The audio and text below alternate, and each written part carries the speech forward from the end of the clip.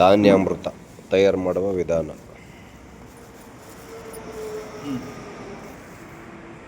ಏನು ಸರ್ ಅದು? ರಾಗಿ ಹಸಿಟ್ಟು ನಮಗೆ ಮನೆಗೆ ಸ್ವಲ್ಪ ಬೇಕು ಅಂತ ಅನ್ಕೊಳ್ಳೋಣ, ಕಡಿಮೆ ಮಾಡ್ಕೊಳ್ಳೋಣ, ಸಾಕು ಇಷ್ಟೇ.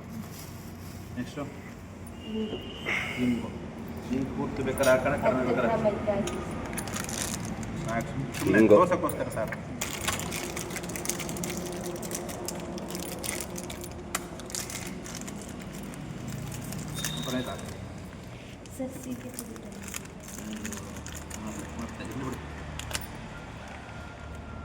ಏನಿದು ಅರಿಶಿನ ಸಾಕಿಷ್ಟೇ.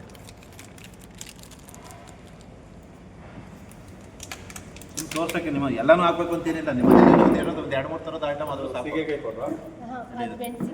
ಮೆಣಸಿನ್ಕಾಯಿ ಪುಡಿ, ಚಿಲ್ಲಿ ಪೌಡರ್, ಹಿಂಗು, ಸೋಪ್ನಟ್ ಪೌಡರ್, ಮೆಣಸಿನ್ಕಾಯಿ ಪೌಡರ್, ಚಿಲ್ಲಿ ಪೌಡರ್. ಚಿಲ್ಲಿ ಬೇಕಾದ್ರೆ ಜಾಸ್ತಿನೇ ಹಾಕೊಳ್ಳಿ. ಏನೇನಿದೆ ಹಾಕೋಬೋದು. ಸೋಪ್ನಟ್ ಪೌಡರ್ ಹಾಕೋದಿತ್ತು, ತಂದಿಲ್ಲ. ಇದು ಏನೋ ಕೊರಿಯಾಂಡರ್ ಪೌಡರ್ ಹಾಕೋದಿತ್ತು, ತಂದಿಲ್ಲ. ಓಕೆ, ಸಾಕಿಷ್ಟು. ಇಲ್ಲ, ನೀನು ಲೀಫ್ ನೀವು ಡ್ರೈ ಮಾಡಿ ಪೌಡ್ರ್ ಮಾಡ್ಕೋಬೋದು, ಅದು ಆಗ್ತದೆ. ಈ ಸಾಕು, ಒಂದು 2-3 ಥರದ ಅಷ್ಟ.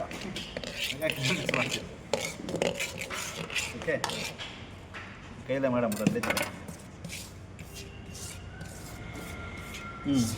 ಇಷ್ಟೇನೇನಿಲ್ಲ. ಇದನ್ನು ಕಾಳು ಜೊತೆ ಮಿಕ್ಸ್ ಮಾಡಿಡೋದು.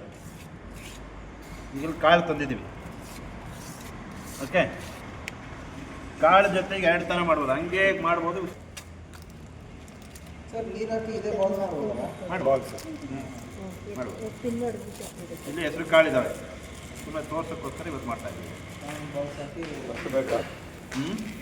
ಬೇಕಾದ್ರೆ ಹಾಕಿ ಮಾಡೋಣ, ತೊಂದರೆ ತೊಳೆದ್ರೂ ಆಯ್ತದಲ್ಲ. ನಿಮಗೆ ವೇಸ್ಟ್ ಏನಾಗಲ್ಲ.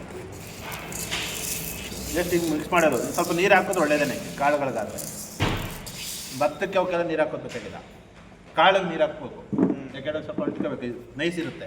ಭತ್ತಕ್ಕಾದರೆ ಬೇಕಾಗಲ್ಲ, ಯಾಕೆಂದರೆ ಅದು ನೈಸ್ ಇರಲ್ಲ, ಇದಾಗುತ್ತೆ, ಕುತ್ಕೊಳ್ಳುತ್ತೆ. ಸ್ವಲ್ಪ ನೀರು ಹಾಕೊಳ್ಬೇಕಾದ್ರೆ ಇದಕ್ಕೆ ಸ್ವಲ್ಪ ನೀರು ತುಂಬಿಸಿ. ಯಾರಾದರೂ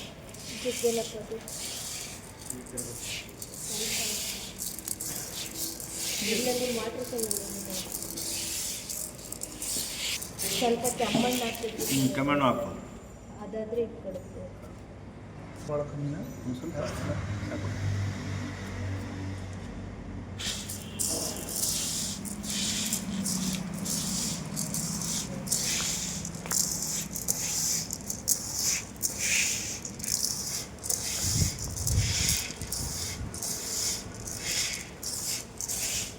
ಇಷ್ಟೇ, ಸ್ವಲ್ಪ ಹಾಕಿ ಒಂಚೂರು ನೀರು.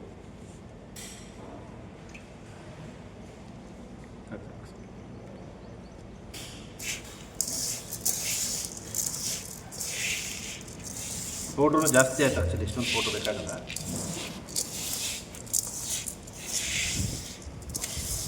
ಮಿಕ್ಸ್ ಮಾಡಿದ ಅದಷ್ಟೇ. ಮಿಕ್ಸ್ ಮಾಡಿ ಹಂಗೆ ಒಂದು ಬಾಕ್ಸ್ ಹಾಕಿಟ್ಬಿಡು. ಪೌಡ್ರ್ ಜಾಸ್ತಿ ಆಯ್ತು. ಆ್ಯಕ್ಚುಲಿ ನಾವು ಜಾಸ್ತಿ ಇಟ್ಕೊಂಡಿದ್ದೀವಿ, ಕಾಳು ಕಡಿಮೆ ಇದೆ. ಇಷ್ಟೊಂದು ಪೌಡ್ರ್ ಬೇಕಾಗಲ್ಲ.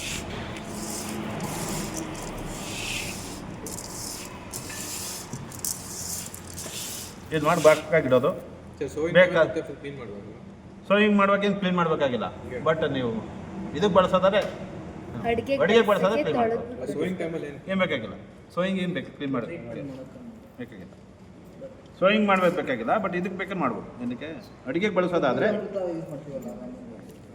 ನಾವು ಹೋಗ್ತದೆ, ತೊಂದರೆ ಇಲ್ಲ. ಮತ್ತೆ ನಾವು ಇಷ್ಟೊಂದು ಹಾಕಲ್ಲ. ಈಗ ಸ್ವಲ್ಪ ನಾವು ಜಾಸ್ತಿ ಪೌಡ್ರ್ ಹಾಕಿದ್ದೀವಿ. ಅಂದರೆ ಸ್ವಲ್ಪ ರೈಸ್ ಸ್ಟೋರೇಜ್ ಮಾಡಬೇಕಂದ್ರೆ ಇದು ಸ್ವಲ್ಪ ಬಟ್ಟಲಲ್ಲಿ ಹಾಕ್ಬೋದು. ಮಾಡ್ಬೋದು. ರೈಸ್ಗೆ ನಾನು ಕೇಳಿದ್ರೆ ಬೆಟರ್ ಅಂದರೆ ಹಿಂಗ್ ಸಾಕು. ನಾನು ಕೇಳಿದ್ರೆ ಹಿಂಗ್ ಇಸ್ ಎನಫ್ ರೈಸ್ಗಾದರೆ. ಈ ಬೀಜಕ್ಕಾದರೆ ಈ ಥರ ಮಾಡ್ಬೇಕು. ಬೀಜಕ್ಕೆ ಅಥವಾ ಗ್ರೈನ್ಸ್ಗಾದರೆ ಈ ಥರ ಮಾಡ್ಬೋದು. ರೈಸ್ಗಾದರೆ ಸ್ಪೆಸಿಫಿಕಲಿ ಹಿಂಗ್ ಇಸ್ ಮೋರ್ ದೆನ್ ಎನಫ್.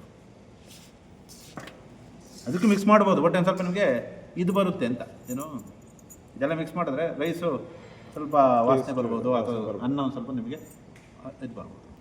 ಅದು ಇಲ್ಲ ತೊಳೆದು ಹಾಕ್ಬೇಕು. ರೈಸನ್ನು ತೊಳೆದು ಹಾಕಿದ್ರೆ ತೊಂದರೆ ಇಲ್ಲ, ಮಾಡ್ಬೋದು.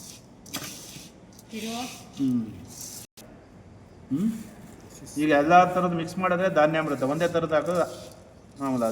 ಒಂದೊಂದು ಬೇಕಾದ್ರೂ ಹಾಕ್ಬೋದು. ಓಕೆ, ನೆಕ್ಸ್ಟ್ ಭತ್ತಕ್ಕೆ ಮಿಕ್ಸ್ ಮಾಡ್ಬೋದಿತ್ತು.